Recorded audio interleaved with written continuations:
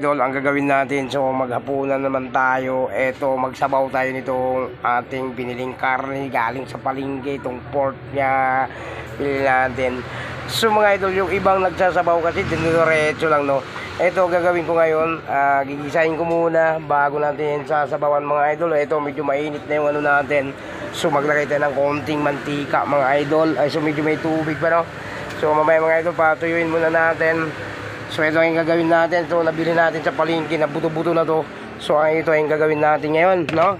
Ito, meron na tayong sibuyas, bawang at saka kamatis. So gigisahin muna natin to bago natin sasabawan mga idol. So buto-buto pa nga yun, no? So para masarap yung ating sabaw mga idol, so gagawin muna natin, sasabawan muna natin. So medyo mainit na yung ano natin, kawali. Maglagay muna tayo ng mantika. Ayan. Right, diba? So konti lang mga idol para sa ating yung ating ano ngayon, itong pangsabaw. Ito may pechay nga tayo ditong binili para sa ihalo natin itong pangsabaw natin. So ito, pakita ko po sa inyo mga idol. Ito, mura lang itong pechay ngayon, 3.20. Ayan, okay. So meron na nga tayong sili dito mga idol, siling green. So hindi masarap yung sinabawan pag walang siling green. So ito, bumili nga tayo itong siling green mga idol. So para ilagay natin dyan, para so malasa yung sabaw natin. So ito mga idol, gagawin na natin.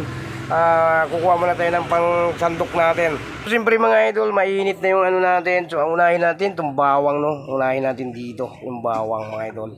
Ito mga idol, maglagay na tayo. Kung maingay ba itong ano natin. Hindi pa masyado mainit mga idol. Napakahina pala nitong apoy pala. Ayan, tama lang.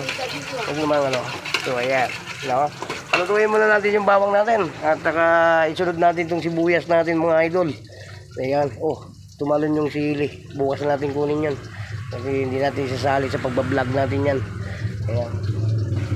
Ayan, so lagay na rin natin itong sibuyas mga idol. Kinakamay lang natin. So, sobrang linis yung kamay natin. Parang ano to, kamay ng artista. Ayan, lagay na natin dito. Ayan, lagay na natin dyan. Ito, kunin muna natin to mga idol. Ayan. So yung iba kasi mga idol, diniretso lang tinabawan, no? Ito, gisahin muna natin para masarap yung ano natin, yung sabaw natin, no? Para malasa yan siya mga idol. Ayan, diba? Siyempre mga idol, isusunod natin itong kamatis natin. So para malasa na nga mamaya yung sabaw natin. So ano pang gagawin natin mga idol, ilagay na natin yan. Ayan. So siyempre mga idol, mamaya ng sili, baka magsusubra yan, maangang yung sabaw niyan, no? So mamaya natin maglagay yan, so kung malapit na maluto yan mga idol. Palutuin muna natin yung mga ricado natin para lalabas muna ang mga aroma nito para mabango na ito mga idol. Yan, so medyo matagal-tagal pa yung mga idol. Siyempre habang nilalaga natin, so pero malasa na yung ating karne mga idol. So yan o, yan. Palutuin muna natin ang gusto yung kamatis at yung bawang natin at yung sibuyas natin mga idol. Para lang pakakasarap nito mga idol. Para yabing-yami yung ating sabaw mamaya mga idol. Tayong-piyup natin. Wow! So ilagay na natin itong karne natin mga idol. So medyo naiinip na ko mga idol. Gusto ko magingay na itong mantika natin. Ilagay na natin. Ayan.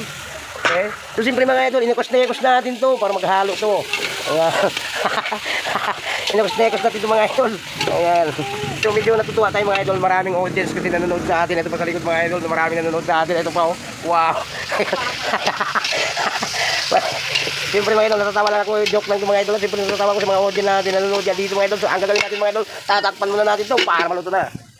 So itong pechay mga idol, mamaya na natin to pag maluto na yung buto-buto natin, no? Saka natin lagay ito, pati itong sili natin mga idol, ihanda lang natin yan dyan bago natin hugasan mga idol, bago tayo maglagay niya mga idol, hugasan muna natin to. So ito nga, mayroon pa palang ditong natitira, at saka mayroon pa tayong kamatis pala dito, ano, ito.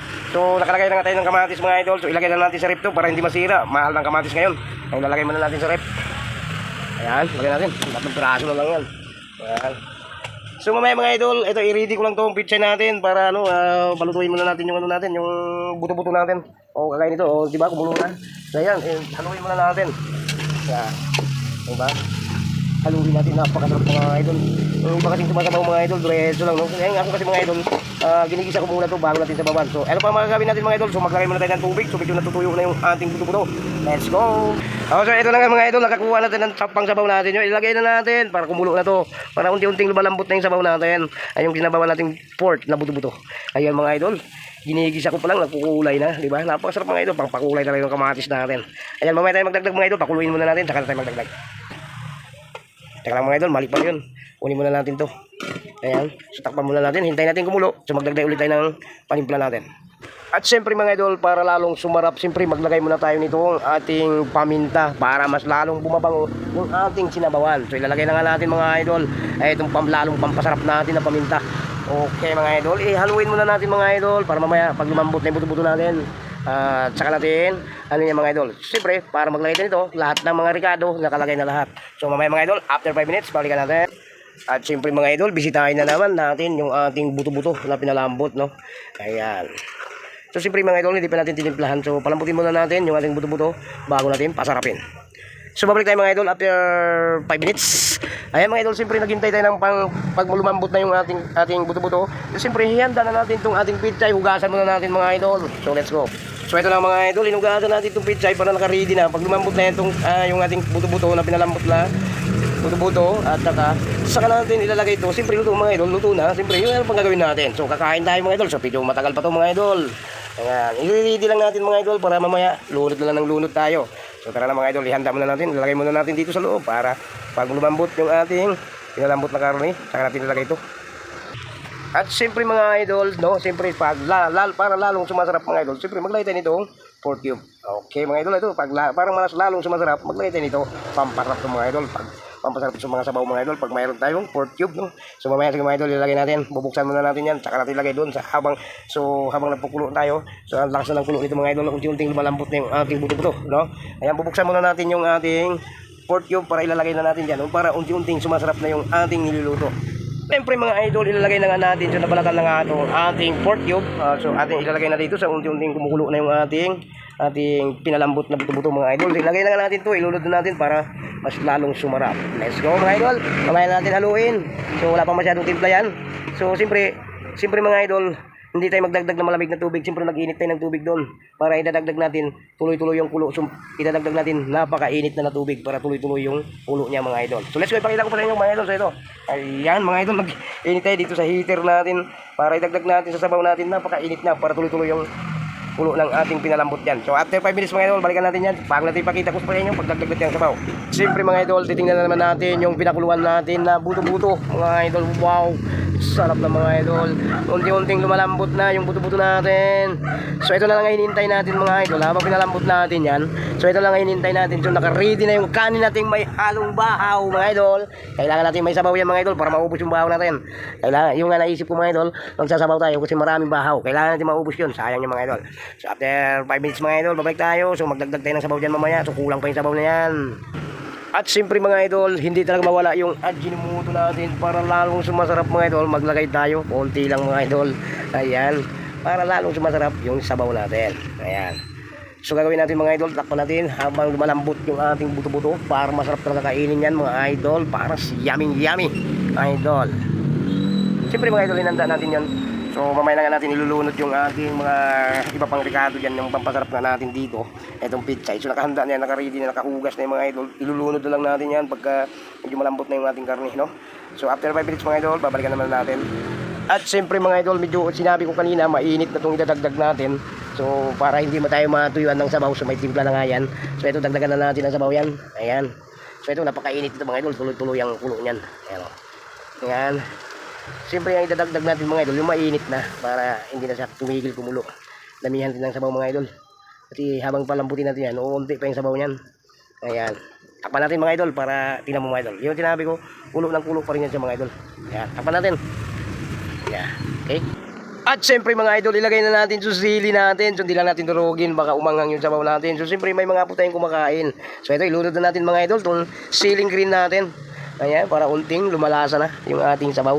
Ayan, takpan ulit natin mga idol. At saka siyempre mga idol, malapit lang kumulo, malapit lang lumambot yung ating sabaw, no? Yung timpla natin mga idol, insakto na to. So, yung hinintay natin, palambutin muna natin yung ating karne mga idol para masarap kainin. Dahil hindi na tayo mahirapan magluya, no? Siyempre, pambihira na lang ngipin natin mga idol. Ayan, palutuin muna natin. Siguro mga idol, mga 20 minutes. Yan, luto na yan. Siyempre mga idol, tikman natin ang timpla para kung ayos na ba. Siyempre malambot lang itong ano natin. So medyo paluto na nga ito. Tikman natin yung timpla natin. Okay na mga idol. Napakasarap ng sabaw mga idol. Ayan o. Yummy mga idol. Ayan. Palambutin natin after 5-20 minutes. Luto na yan mga idol. So, ilululot na natin tong higanting pechay. Ayan o. Ayan o. Naghihintay na lang na malulusaw siya sa apoy mga idol. Ayan. Sariwang-sariwa yung pechay natin na bili ngayon mga idol. Ayan. Inugasan na yung mga idol. Ilulunod na lang natin yan. So malapit na mga 20 minutes. Ilulunod na natin yan. Sabay pa tayo ng apoy. So ano pang gagawin? So kakain na tayo mga mamaya idol. At syempre mga idol, may lumambot na nga to. Umabot na tayo ng 20 minutes. Eto. So medyo sobrang lambot na itong ano natin, pork no. So ang gagawin natin mga idol, ilalagay na natin itong pichay natin para maluto na. Para kakain na tayo mga idol. Ito, ilagay na nga natin mga idol. Yan. Hindi na natin hinihiwa mga idol. So lilit din yan. Diba? Yan. Lagay na natin pechay. Yan. Oh, yummy mga idol. Diba? Ilunod natin mga idol. So, kunting kasa na lang to. Papalayin na natin yung apoy mga idol. Ano pa ang gagawin mga idol? Siyempre, rancho na. Ayan. Ito mga idol. Unti-unting ilunod natin yung pichay. Pailalim natin mga idol. Ayan. Oh, diba? Wow. Ano pa mga idol? Ano pa nakita mo doon? Kanina, medyo buhay na buhay yung ano natin. Yung pichay ngayon. Wala na mga idol. Ayan oh. So, siyempre mga idol. So ito na nga, nilunod na natin yung pichay no. Ito, tikman natin yung timpla para patayin na natin yung apoy. So luto na nga ito mga idol. Ayan, tikman natin.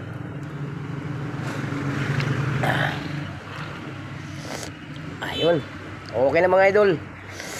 So ano pa nga mga gagawin natin mga idol? So ito na nga, tapos na. Ito na yung ano natin, niluluto natin buto-buto. So malambot na nga siya mga idol. Papatayin na natin yung apoy mga idol. So habang ano yan mga idol, maluluto na yung pichay yan, yung tangkay ng pichay. So patayin na natin yung mga apoy yung idol. Ayan, so ito mga idol, hanggang dito lang ang video natin.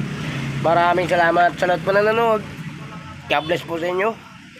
Maraming salamat po sa lahat ng OFW dyan. Maraming salamat po sa inyo. Mag-ingat po kayo palagi dyan mga idol. So ganun lang ang buhay. Weather lang. Kailangan natin mag-iingat lang palagi. Idol. Mga idol dyan. Lahat ng buong mundo. Mag-iingat po tayo palagi. So hanggang dito ang video natin. Maraming salamat. God bless. Bye-bye na po sa inyo.